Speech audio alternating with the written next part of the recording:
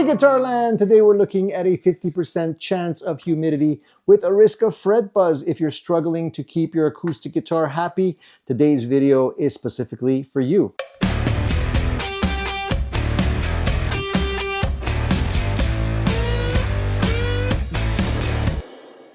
If you love your acoustic guitar like I love my acoustic guitar, you want to keep it happy and healthy, and there's nothing worse for an acoustic guitar than dryness or lack of humidity. If you're in a dry climate, you'll want to pay attention to today's video. Your guitar is at risk. Now, there could be a couple of signs that your guitar is suffering.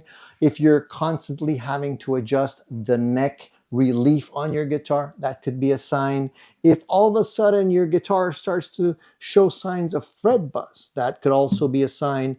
And worst of all, if you suddenly start seeing cracks developing on the guitar surface, that is definitely a sign that you will not want to ignore. The remedy is quite simple. It's keeping your guitar at a constant humidity, and guitars, like acoustic guitars like this, and electric guitars too, are most happy at about between the 40 to 50% humidity range. Now you can measure this and you can see whether or not you are within that range. And if you're not, there's things that you can do. First of all, you can humidify the room you're in. That is generally the first step, especially if you have guitars that are not necessarily in cases. But most of the time, we're keeping our acoustic guitars, our precious acoustic guitars, safe and sound in a case where if you have the room humidified, that humidity might not be going into your instrument adequately. So it could still risk drying out. The good news is there are plenty of products that are not that expensive that will help you keep things under control. And today we're looking at one such product, not expensive at all. There are a variety of such products on the market, but some are better than others. So today I wanted to try this one to see whether or not it would be a keeper. And I wanted to report that back to you to give you the rundown. And hopefully, if you're suffering from the same issues, this can help you out. So let's have a look at the device. Now, the reason why I picked up this unit, I'll show you why in a minute here. It's a little different. So it's packaged nice. And as you can see here, let's just pull out the whole thing here. So there's a couple of things in the box. One is this little bottle, nifty refillable bottle here. So what I like about this one, as opposed to the standard ones you get that you just have a plastic little container that holds basically a sponge. It's the same system in here. But what I like about this one is that it does have some kind of a reference gauge. Is it accurate? I'm not really sure. I would have to test it out using my digital humidistat. I just want to see how well it works. Now it says we have to fill it up with water. I can already tell you that there's this little lip here that has kind of like little teeth. This is rubbery. So it's just a little rubber, very like squishy kind of rubbery piece here. And then the rest of it is basically hard plastic. You can see that there's a couple of little inlets here that are cut out on either side. That's, I guess, for, you know, the water to be able to do its job. On the front of it, we can see there's a couple of indicators. It goes from 0 to 100. It says very dry between 0 and 30. Normal is between 40 and 70. And humid is between 80 and 100.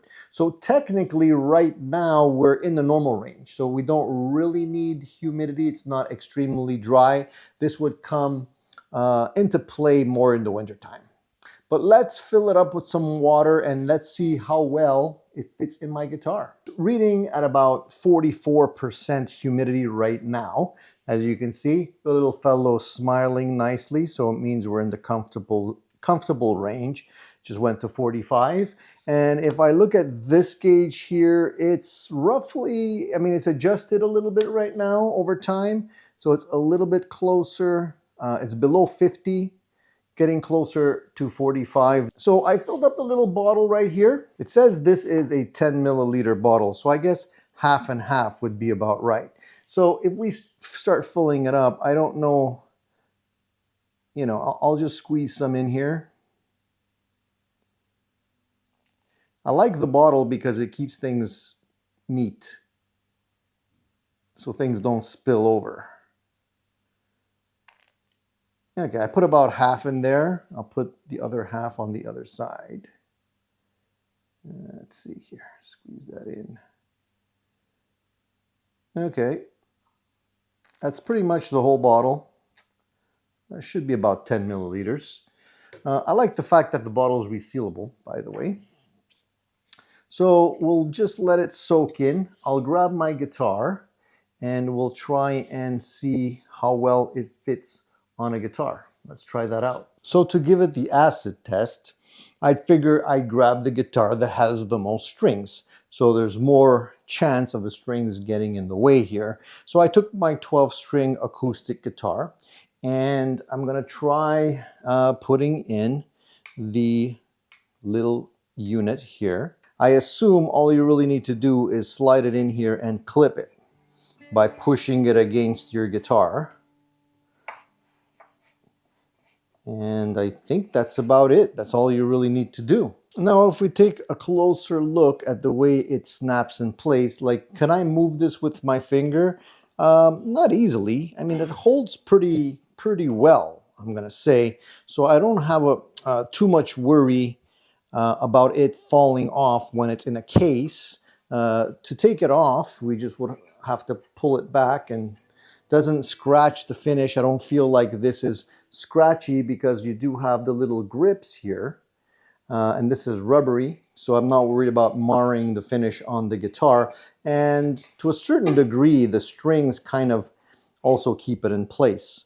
One thing I want to point out though is if I tilt this a little bit, you'll see that it is rather, I'm going to say about an inch, maybe a little bit less than an inch off the surface of the guitar.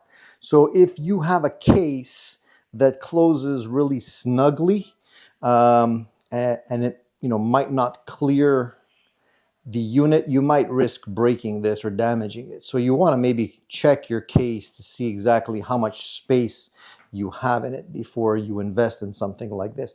Now, this is not extremely expensive, folks. Like, you know, it's really affordable, and it's just an alternative to the standard, you know, sponges that you can use. There are more expensive versions of this type of gizmo, but I thought it would be cool to at least test this one out and see what kind of results I get with it. Now, I've let it sit in my guitar for a little bit just to see if there would be any kind of leaks or anything I should be aware of, but so far seems like everything is good.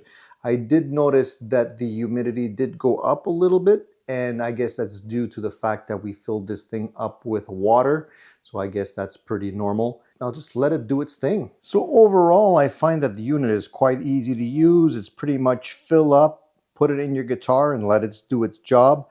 Quite easy. Even somebody that's not, you know, very handy can easily set up their guitars for the winter and make sure that there's nothing that's going to be harmful in terms of drastic humidity change over the winter. I highly recommend it. During the summer months, usually things tend to get a little bit more humid, so you tend to not necessarily need it, but it's nice to have ready to go just in case you're traveling or expect to bring your guitars into a drier climate and have it working the way it should be. If you've been struggling with humidity issues, hopefully today's video has helped you out, and maybe you'd want to try out today's product for yourself. I'll put the link down below to where you can get that and you can give it a shot. Keep your guitars happy and you will have a great time with them for years and years to come.